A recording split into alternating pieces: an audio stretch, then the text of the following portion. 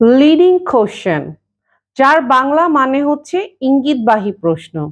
হ্যাঁ ভিউয়ার্স, আমার আজকের আলোচনার টপিক হচ্ছে লিডিং কোশ্চেন, ইঙ্গিতবাহী প্রশ্ন।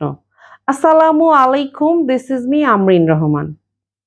Today I discuss with you the Evidence Act 1872, Section 141, 142 and 143.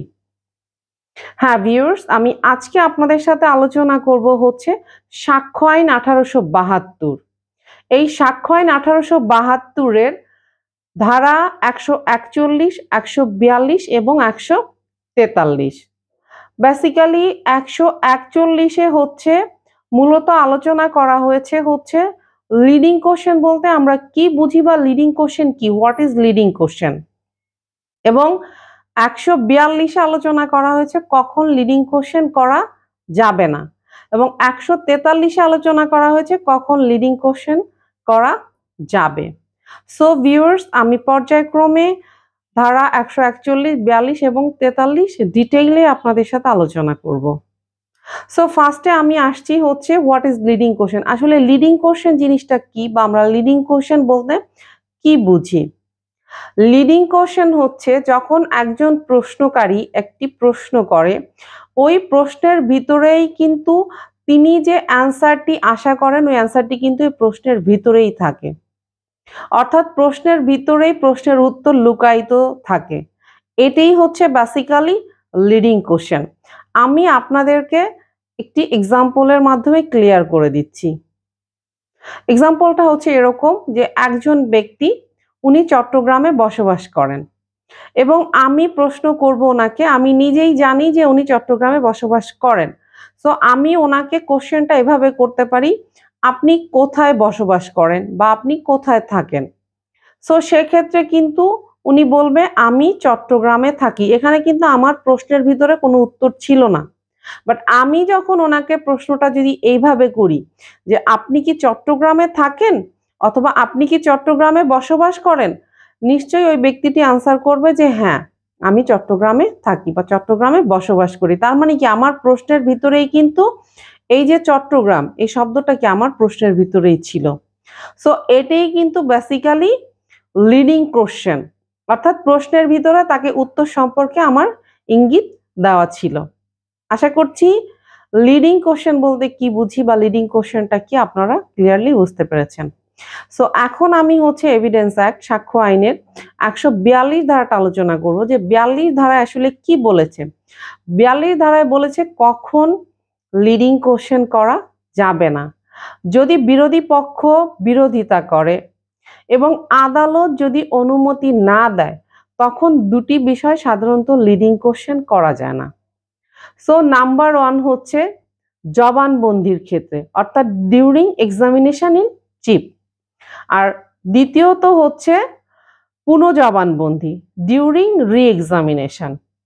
অর্থাৎ এই দুটো ক্ষেত্রে কি বলছে 142 ধারায় বলছে যে ইঙ্গিতবাহী প্রশ্ন করা যাবে না, তবে বিপরীতভাবে কিন্তু আমরা বলতে পারি যে আদালতের অনুমতি নিয়ে কিন্তু এই দুটো ক্ষেত্রেও কিন্তু আমরা ইঙ্গিতবাহী প্রশ্ন করতে পারবো।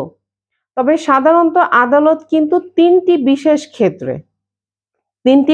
ক্ষেত্রে এই ইঙ্গিতবাহী প্রশ্ন করার পারমিশন, অনুমতি জবানবন্দি এবং পুনঃজবানবন্দির ক্ষেত্রে দিতে পারে। তাহলে এখন আমি সেই তিনটি বিষয়ে কিন্তু বিস্তারিত আলোচনা করব। সেটা হচ্ছে নাম্বার 1 হচ্ছে ভূমিকামূলক বিষয়, অর্থাৎ ইন্ট্রোডাক্টরি ম্যাটার্স। নাম্বার 2 হচ্ছে অভিসংবাদিত বা স্বীকৃত বিষয়, সেটা হচ্ছে আনডিসপিউটেড ম্যাটার। আর নাম্বার 3 হচ্ছে যে বিষয়টি যথেষ্ট রূপে প্রমাণিত হয়েছে, matters that have sufficiently been proved. অর্থাৎ এই তিনটি ক্ষেত্রে আদালত জবানবন্দি এবং পুনর্জবানবন্দির ক্ষেত্রে কি করতে পারে, ইঙ্গিতবাহী প্রশ্ন করার অনুমতি দিতে পারে। তবে এই ক্ষেত্রে কিন্তু ভিউয়ার্স আমাদেরকে একটা জিনিস খুব ভালোভাবে জেনে রাখতে হবে বা আমাদেরকে মনে রাখতে হবে, সেটা হচ্ছে এই যে ইঙ্গিতবাহী প্রশ্ন করতে অনুমতি দেওয়া কোন ক্ষেত্রে, জবানবন্দি এবং পুনঃজবানবন্দির ক্ষেত্রে। এই অনুমতি দেওয়াটা কিন্তু আদালতের জন্য কি, it's considerable, not mandatory.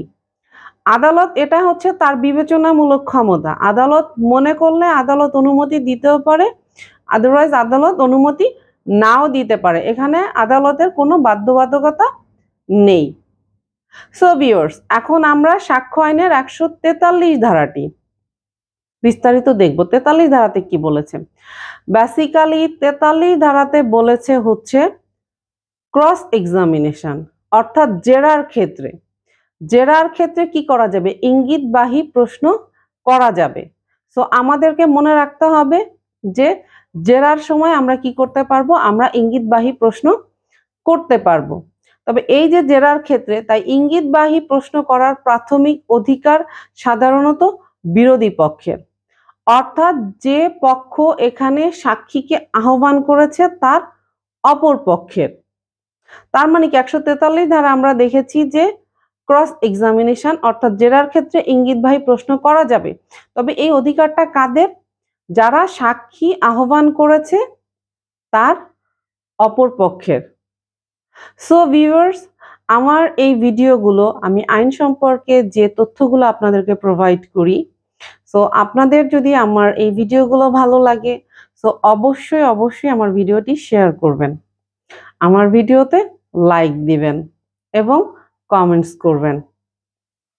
So সবাই ভালো থাকবেন। আল্লাহ হাফেজ।